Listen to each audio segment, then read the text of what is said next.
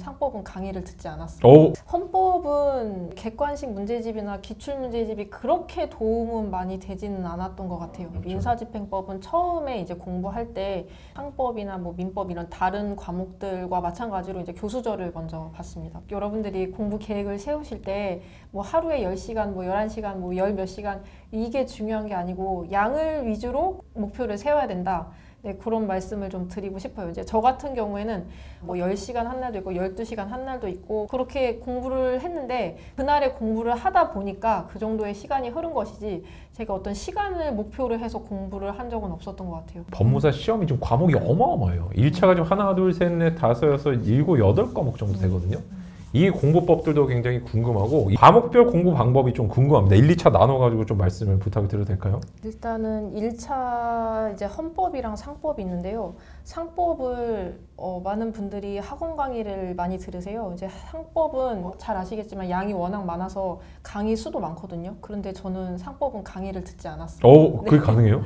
상법은 강의를 듣지 않고 그 송홍열 교수님 책을 제가 봤는데 그걸 보면서 개념 이해를 한 다음에 그 다음에 바로 문제풀이로 들어갔거든요. 이제 송홍열 교수님 책을 처음에 볼 때는 아 이런 말이구나 이제 이해 정도? 아 이런 말이구나 정도 이제 이해를 하고 문제풀이를 했는데 문제를 푸니까 또 다른 세계인 거예요. 그래서 아 이걸 어떻게 하면서 일단 그래도 문제를 풀면서 계속해서 반복을 했는데 처음에는 제가 이제 회독수를 표시를 했었어요. 근데 나중에는 회독수에 너무 집착하는 게 아닌가라는 느낌이 맞아요. 드는 거예요. 맞아요. 그래서 한 6-7번? 아무튼 그 정도 이후에는 제가 회독수를 표시는 따로 안 했거든요.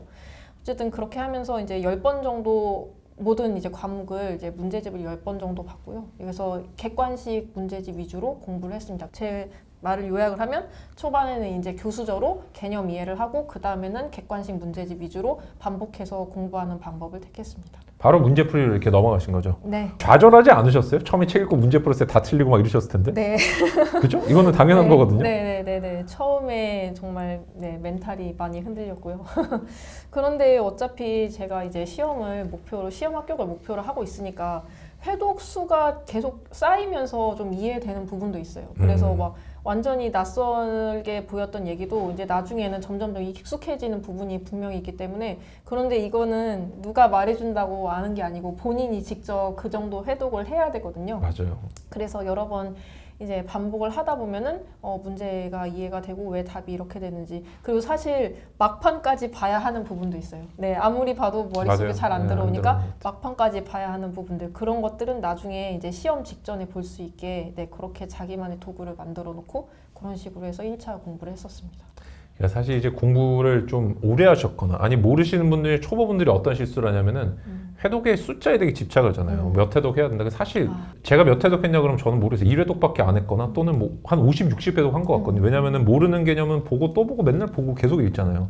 그것만 보고 또 보고 그 다음에 누워서 자면서도 외워가지고 생각하고 이 모든 것들이 진짜 책을 이해하기 위한 과정인데 형식적으로 그냥 야 3번, 4번, 5번 봤으니까 이게 이해가 될 거라는 건 저는 약간 그거는 지나친 용기 아닌가 이런 생각도 들고 나중 되면 의미가 없어지잖아요. 회독하는 게. 맞아요. 어차피 내가 모르는 부분 집중해서 계속 보게 되고 아는 부분 넘어가게 되고 이렇게 되다 보니까 굳이 그 형식적인 데 집착할 필요 없는 것 같아요. 저희 헌법은 혹시 어떻게 공부하셨어요? 헌법은 객관식 위주로 객관식 위주로? 네, 객관식 위주로 했는데 이제 사실은 헌법은 그런데 객관식 문제집이나 기출 문제집이 그렇게 도움은 많이 되지는 않았던 것 같아요. 그런 건 그렇게 도움은 많이 되지 않았고 좀 최신 판례가 생각보다 좀 중요했던 것 같고요. 중요하죠. 네, 그래서 이제 기출 문제 위주로 공부를 하되 최신 판례 부분을 꼭 보충을 해서 그 부분도 같이 봤었습니다. 정확하게는 헌법은 시사 이슈가 있는 부분을 문제를 내기 때문에 최신 판례의 느낌보다 최신 판례 다 본다 이런 게 아니고 우리 최근에 뭔가 문제가 있었던 쟁점들을 비슷한 것들 정확하게는 4, 5년 전 판례가 나오는데 요즘 거에 관련된 것들이 이제 나오는 경우가 되게 많아서 그걸 꼭 봐주셔야 되는 것 같아요. 이거는 교수절 안 보셨네요? 네. 알겠습니다. 그리고 이제 헌법, 상법 이제 우리 처음으로 치는 시험이 이제 1차에서 1교시 때 그다음 민법과 가족관계는 어떻게 좀 정리하셨나요? 이거는 좀 객관식의 요령이 좀 필요합니다. 아니 이거랑 네. 묶어서 한번 해볼까요? 저희가 네. 사실 중요도를 놓고 보면은 맞아요. 가족관계, 상등비속, 공탁이 살짝 중요도가 다른 과목보다 떨어지잖아요. 이 나머지 헌상, 민집, 뭐 부등보다는 그죠? 얘들을 좀 묶어가지고 공부하시는 분들도 굉장히 많아가지고 이거 어떻게 공부하셨는지 좀 말씀 좀 해주시겠어요? 이제 8과목이 있는데 보니까 이제 합격을 하려면 1차는 60 몇 점이면 보통 합격을 하시는 것 같더라고요. 뭐 해마다 차이는 있지만 뭐 59점일 수도 있고 61점일 수도 있는데 그래서 저는 한 65점 정도면 63점, 65점이면 합격하겠다라는 생각을 했는데요. 그래서 그 가족관계 법은 사실은 포기를 했습니다. 깔끔하게 포기. 한 과목은 깔끔하게 이런 포기하고 합격 수기들이 있습니다. 잘 보시면. 그래서 한 번으로 찍는다. 네, 한 번으로 찍었고요. 네. 네, 그래서 민법에 아무래도 민법이 양도 많고 2차 과목이기도 하고 그래서 중요하니까 민법에 좀 치중을 많이 하고 이제 민사집행법, 상업 사실 저는 상업등기법 비송사건 절차법이 왠지 재밌는 거예요.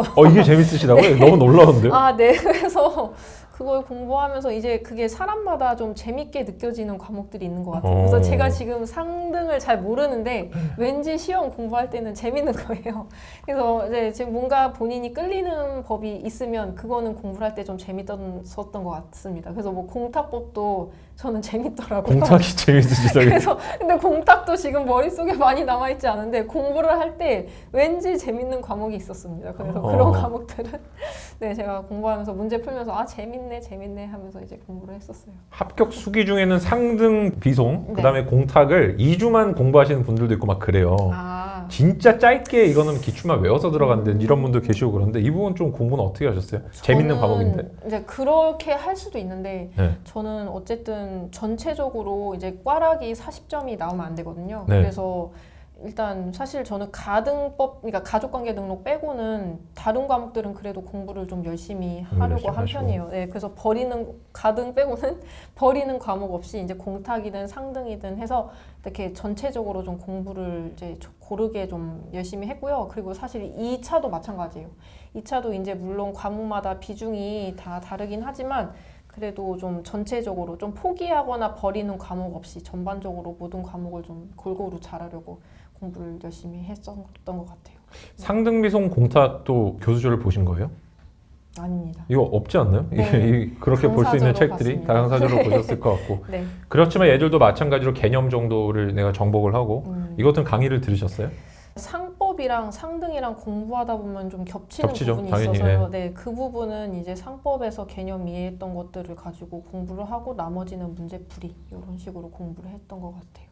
비송하고 공탁도 그냥 이제 책을 통해서. 네, 통해서. 비송은 뭐 특별히 어려운 건 없고, 없죠, 그냥. 네, 네. 좀 약간의 암기가 암기가, 필요한 네, 네, 맞아요. 그런 부분이 좀 필요했어서 그런 부분 위주로 네.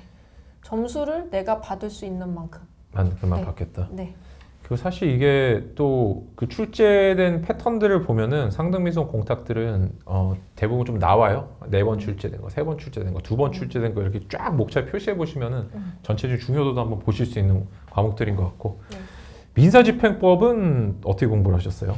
네, 민사집행법이 중요하고 어렵기도 하고 비중도 낮지 않기 때문에 너무 네, 어렵죠. 민사집행법은 처음에 이제 공부할 때 다른 이제 상법이나 뭐 민법 이런 다른 과목들과 마찬가지로 이제 교수저를 먼저 봤습니다. 먼저 교수저를 보고 그 다음에 최대한 이해할 수 있는 만큼 물론 잘 이해가 가지 않지만 이해할 수 있는 만큼 이해를 하고 이제 문제풀이를 하면서 해설을 되게 많이 활용을 했습니다. 그래서 해설 활용 많이 하고 거기서 이제 해설을 계속 보다 보면은 좀 이해가 되는 부분이 있거든요. 맞아요. 그래서 해설 잘 활용하고 그리고 앞에 동그라미를 하나, 둘, 세 번 해가지고 3번 이상 맞은 문제는 이제 다시 안 본다 이런 식으로 해서 시간을 줄이는 방식으로 했고 이제 민집이 어려우니까 막판에 이제 형광펜 작업을 하는데 이제 한 페이지가 있으면 거기서 정말 한 군데 두 군데 이렇게 내가 정말 꼭 봐야 하는 부분을 스스로 이제 제가 체크를 딱 했죠. 그래서 한 번 봤을 때 정말 빠른 속도로 빠른 딱딱딱 속도로. 넘어갈 수 있게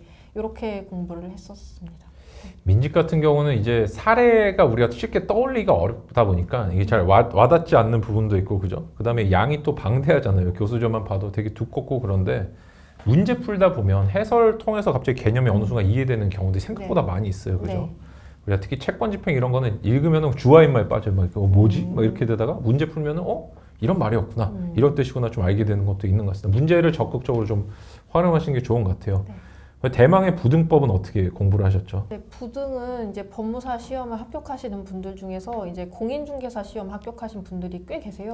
이제 그런 분들은 부등을 알고 이제 그쵸, 이 그쵸. 시험에 네. 합격을 하시는 사례고, 저 같은 경우에는 이제 그런 사례가 아니었으니까 부등은 저도 이제 학원 강사님 책을 봤는데요. 이제 보다가 정말 이해가 안 가는 이제 개념들도 나오고 할 때는, 그럴 때는 굉장히 짧은 기간에 공부를 했기 때문에 강의를 다 듣는 게 아니고 발췌해서 필요한 부분만. 네. 그래서 이 부분 정말 이해가 안 간다 하면 그 부분 이제 학원 강사님 설명 듣고 이런 식으로 하면은 이제 또 설명을 또 쉽게 잘 해주시는, 저는 굉장히 젊으신 강사님 이제 강의를 들었거든요. 그래서 네. 그분이 또 재밌게 예, 좀 약간 좀 웃긴 두 문자도 따주시고 이런 식으로 하면서 재밌게 이제 설명을 잘 해주셔서 이제 필요한 부분은 학원 강의를 좀 이용하고 네, 그렇게 공부를 했습니다. 부등의 등기부는 좀 보면서 공부를 하셨어요? 네, 그럼요. 이런 게 중요한 포인트예요, 이게. 내가 코끼리를 본 적이 없는데 코끼리 설명을 들으면 아무도 모르는데 제발 부등법 공부하실 때는 인터넷에서 그런 거 좀 구해서 보세요. 말소 등기가 뭔지, 경정 등기가 뭔지를 보면은 이렇게 쉬운 걸 이렇게 어렵게 써놨다는 느낌이 바로 듭니다. 변경 등기랑 경정 등기 차이점 이런 것들도 보면 바로 알게 돼요. 말소하면 뭐 부기번호로 달아서 어쩌니 저쩌니 이렇게 하고 가지번호가 뭔지 이런 것들은 상상으로는 절대 알 수 없는 영역이기 때문에 반드시 구글링을 해서 찾아보시거나 좋은 교재. 우리가 당연히 이제 책 같은 걸 이제 보시는 분들도 다 알고 계시겠지만은 등기가 실려 있는 책들이 있어요. 물론 압도적으로 두껍긴 한데 그런 책들을 저는 사전처럼 활용하라고 좀 많이 권해드리는 편이에요. 개를 주교재로 삼으면 정리가 좀 안 되는 면도 있고 그런데 제가 강의를 들으신 분이 굉장히 젊은 강사님이라 했잖아요. 그런데 그분은 처음에 딱 이제 강의 시작하실 때 실제 등기부랑 이제 실제 서류들을 먼저 딱 첫 시간에 그걸 보여주시고 이게 이런 것들이다 하면서 수업하실 때도 이제 그걸 계속 보여주시는 거예요. 그래서 실제로 이렇게 길게 말이 쓰여 있지만 그게 사실은 여기서 이 선언하고 맞아요. 이런 식으로 이제 실제로 보면서 알려주시니까 그 부분이 기억 남는 데 도움이 많이 됐던 것 같습니다. 그러니까 우리가 부등법 같은 경우는 읽었을 때 머리에 등기가 떠오르는지 안 떠오르는지 거의 이거는 점수를 진짜 엄청나게 좌우해요. 저는 뭘로 공부한 줄 아세요? 공부할 때? 저는 곽윤직 선생님 물권법 책 맨 뒤에 보면 등기부가 있어요. 그거 가지고 공부를 하다가 나중에 이제 원하는 게 안 나오잖아요. 인터넷에 찾아가지고 좀 구글링하면서 공부를 하고 막 그랬었거든요. 갑자기 옛날 공부하는 게 생각나는데 제가 그런 거 하고 있으면 친구들이 뻘짓이라고 생각했어요. 근데 그런 게 압도적으로 기억에 오래 남아요. 네. 내가 이게 머리에 연결되는 게 있다 보니까 부등 꼭 그렇게 공부를 하시면 좋겠고 2차 과목은 우리가 겹치는 애들이 있어요. 그죠? 민법. 네. 그 다음에 우리가 민소 같은 경우는 원래 민집이 민소 2라고 옛날에 불렀었는데 그렇게 싹 겹치지 않아요. 이게 근데 전 법무사님 재밌는 게 원래 대부분 시험이 1차 시험에 민소를 치거든요. 2차 시험에 민집을 치는데 순서상 그게 맞아요. 민집은 민소를 모르면 이해할 수가 없는 과목이어야 되는데 웃기게 이거 1차에서 민집을 쳐요? 네. 근데 2차에서 민소를 치는 이런 신기한 시험인데 그래서 제가 처음에 이제 교수저를 맨 처음에 볼 때 민법 보고 민소 보고 민집 보고 이런 식으로 그렇게 머릿속에 들어오는 순서가 또 중요하다 보니까 너무 중요하죠. 그런 식으로 준비를 했어요. 이런 것도 되게 팁이에요. 네. 내가 2차 시험이니까 나중에 봐야지가 아니라 민소를 알면요. 집행권원이라든지 집행문이라든지 이런 것들을 그래도 한 번은 들어본 게 있고 승계집행문이란 말이 민소에 나온단 말이에요. 그러다 보면 나중에 민집에서 조금 편해집니다. 이걸 개념을 접근할 때. 근데 진짜 만약에 순서대로 민집, 민소 순으로 공부하면 지옥을 아마 맛보시게 되지 않을까. 저도 항상 지도할 때 그래서 민소부터 보라고 말씀드리면 항상 돌아오는 질문이 변호사님 2차 과목인데요? 막 이렇게. 근데 사실은 그 이해에 압도적인 바탕이 된다. 이 말씀 꼭 드리고 싶어요. 지식에 이제 구조가 있기 때문에 그 구조를 무시해서는 좀 수험에서 어렵지 않을까. 네, 그 구조를 꼭 따라가셔서 공부를 하는 게 결국에는 처음에는 답답할 수 있지만 결국에는 그게 가장 빠른 방법이 아닌가라고 생각합니다. 그죠. 이렇게 단기 합격자분이 이런 지식의 구조 얘기하니까 뭔가 느낌이 잘 안 오시죠? 뭔가 이렇게 이분은 막 요행만 쓰고 막 그럴 것 같이 전혀 아니에요, 이게. 네. 진짜로 개념이란지 지식의 구조를 정확하게 아는 분들 오히려 시험이 되게 빨리 됩니다. 그러니까 내가 막 진짜 얇은 책 보고 요행 바르고 막 눈에 바르고 이러면 절대 시험 빨리 안 돼요. 이게 정석적으로 하시잖아요. 이렇게 문제집 위주로 하시지만은. 지금 일단 법무사님께서 법대 출신도 아니고 현직 교사여서 이제 시험을 이렇게 준비를 하시게 되는데 물론 면직을 하시고 법 공부할 때 안 힘드셨어요? 많이 힘들었고요. 이제 가장 힘든 건 사실 뭐 그렇게 복잡한 건 아니고 단순한 건데 이제 부등법이나 이제 민법 같은 거 보면은 분명히 우리말로 쓰여 있는데 이제 이해가 안 가는 말들 막 최고한다 이런 거 있잖아요. 그래서 최고한다는 따봉. 뭐지? 네, 그런 말들 보면은 이제 이해가 안 가니까 그것이 이제 가장 어려웠고요. 근데 이제 그런 부분들은 이제 공부하면서 이해해가면서 또 뭐 익숙해질 수 있는 거니까 네, 그 부분은 괜찮았습니다. 법 공부할 때 그 용어가 좀 힘드셨네요. 그럼 네. 이것들을 어떻게 좀 정보하셨어요? 그것들은 강사님들의 인강을 통해서 네, 잘 인강을 통해서? 인강을 통해서 잘 이해를 했습니다. 네. 어떻게 보면 법 공부를 조금 쉽게 할 수 있는 팁은 이런 생경한 용어들에 익숙해지는 거라고 봐도 되는 건가요? 그렇죠. 이런 느낌이다. 우리가 안 쓰는 말들이 되게 많거든요. 법무사님만의 꼼수 공부법인지 좀 궁금해요. 사실은 저는 공부에 꼼수는 없다고 생각을 하는데요. 남들이 볼 때 가장 답답하다고 생각하는 방법이지만, 네, 그 방법이 어떻게 생각하면 가장 빠른 방법일 수도 있거든요. 그런데 이제 제 나름대로 이 질문을 받고 계속 생각을 했는데, 일단 저 같은 경우에는 시간이 중심이 아니고 양이 중심이 돼야 한다. 어떤 이제 여러분들이 공부 계획을 세우실 때 뭐 하루에 10시간, 뭐 11시간, 뭐 열 몇 시간 이게 중요한 게 아니고 양을 위주로 목표를 세워야 된다. 네, 그런 말씀을 좀 드리고 싶어요. 이제 저 같은 경우에는 어쨌든 하루 공부를 마치고 나면 뭐 10시간 한 날도 있고 12시간 한 날도 있고 그렇기도 한데 이제 12시간 한 날은 조금 그 다음날 피곤하더라고요. 어쨌든 그렇게 공부를 했는데 그건 제가 10시간을 공부하려고 한 게 아니고 이제 그날에 공부를 하다 보니까 그 정도의 시간이 흐른 것이지 제가 어떤 시간을 목표로 해서 공부를 한 적은 없었던 것 같아요. 그래서 양이 중요하다. 내가 어느 정도의 분량 아니면 요런 개념을 아니면 요런 내용을 오늘 꼭 내가 완성을 하고 가겠다. 요런 것을 목표로 삼는 게 좀 굳이 말하자면 꼼수가 아닐까라는 생각이 듭니다.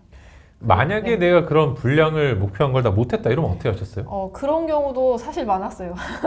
그런 경우도 사실 많았는데 이제 저 같은 경우는 제가 욕심이 많아서 그런지 양을 좀 많이 좀 목표를 좀 세우는 경향이 있었고요. 네, 그런 경우에는 이제 좀 나중에는 양을 좀 줄이기도 하고 아니면 이제 그렇게 목표를 높게 세웠을 때 가끔 목표에 달성하게 되면 굉장히 희열이 있거든요. 그래서 이제 네, 그런 식으로 본인을 좀 다독여가면서 공부를 했던 과정이 있었습니다. 그럼 그날 못한 거는 그 다음 날로 미뤄서 하시는 건가요? 아니면 그냥 과감하게 그냥 바로 넘어가세요? 어떻게 하세요?